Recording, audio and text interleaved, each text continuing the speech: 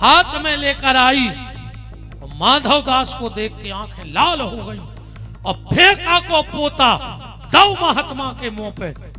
माधव दास बोले, तूने मुझे पोता दिया, मैं तुझे श्राप देता हूं, भगवान तुझको भी पोता ही देगा। और इतनी के महात्मा ने कर गए। उन्होंने सुनी हुई कबहू कथा, एक मैया के ते कई बालक हतो, 12 साल हो गए थे ब्याह को, बाल बच्चे ने हते। एक दिन नारद जी ने करी, माता जी ने नारद जी से कही कि हमारी बहू को हाथ देख दे, एक बाल बच्चे नहीं।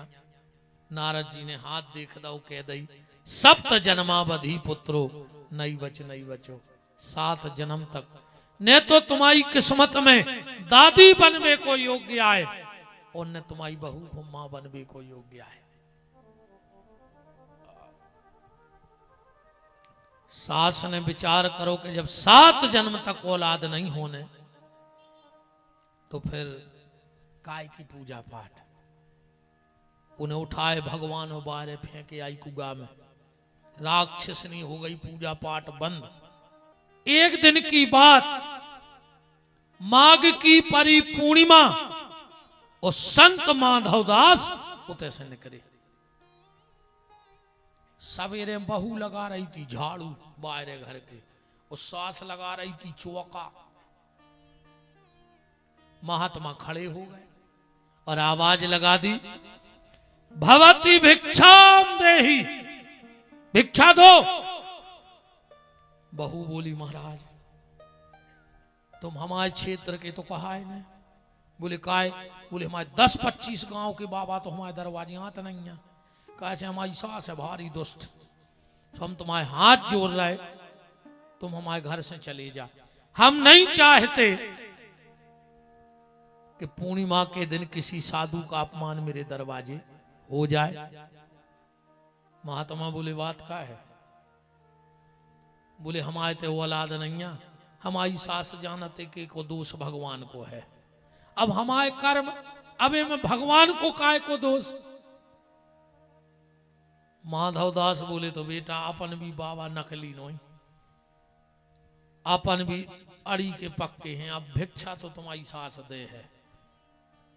दौड़ के गई बहू, कछु दान दक्षिणा ले आई, ले महाराज जी धन ले चले जा। माधवदास बोले कि हम पैसों वाले बाबा नहीं है, मनो अड़ी के पक्के हैं। अब तो जो भी मिले है बदे है तुम्हारी सास। दूसरी आवाज मार दी, भवती भिक्षाम देहि। सास के कानों में आवाज पड़ी, हमारे दरवाजे मांग विवारो। एक हाथ में लाए तबलिया और एक में लाए पोता। का कही जाते जैसे चौका फेरत, पोता ही क्या, पोत विवारे कपड़ा हो, पोता कही जाते। हाथ में लेकर आई और माधव दास को देख के आंखें लाल हो गई और फेंका को पोता दो महात्मा के मुंह पे। माधव दास बोले, तूने मुझे पोता दिया, मैं तुझे श्राप देता हूं, भगवान तुझको भी पोता ही देगा। और इतनी के महात्मा ने कर गए। 9 महीना बाद वो घर मेरे बाल बच्चों होगा, जहां 7 जन्म ने होने तो संत का श्राप भी वरदान बन गया। संत का क्रोध भी व्यक्ति का जीवन सुधार देता है, और जिसके साथ संत का बोध हो जाए उसका क्या होगा। संत के क्रोध में भलो है, फिर बोध में, मन कृपा में काने हुई है। 9 महीने बाद बड़ा प्यारा पुत्र हुआ।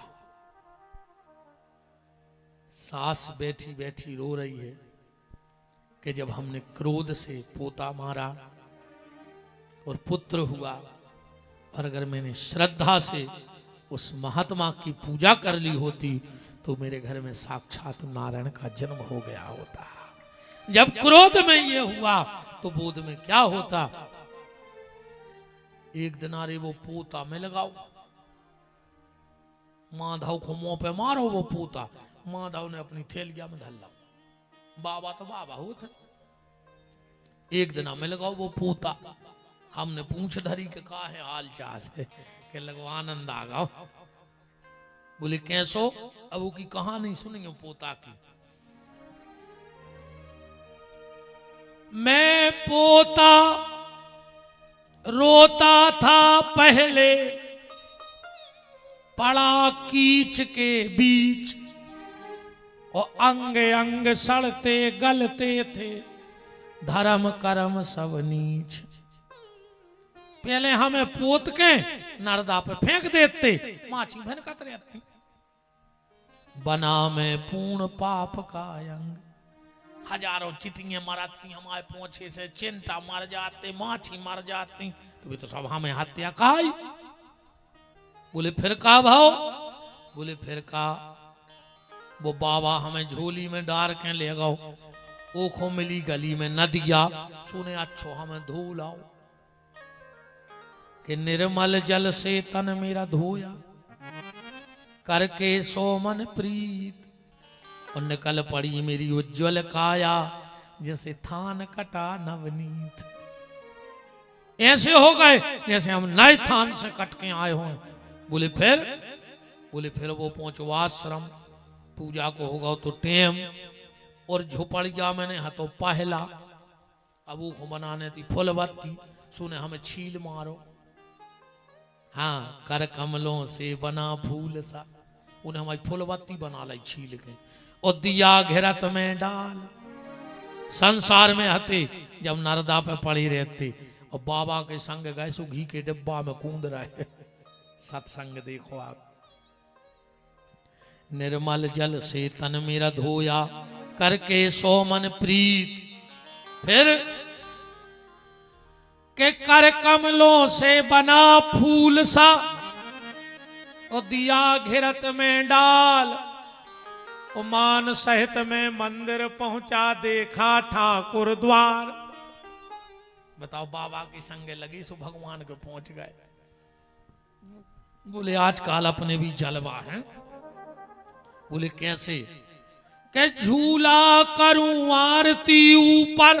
आरती में झूल रहा है और गणुर करें गुणगान और मेरे उजाले दर्शन देते हैं भगवान। तो बोले अब का है? और पहले कहा तो पहले पोता कह रहा हो तो बना में पूर्ण पाप का अंग। पर आज का कह रहा हो बना में पूजा का अर्धंग। धन्य है सतपुरुषों का संग बदल देते जीवन का रंग।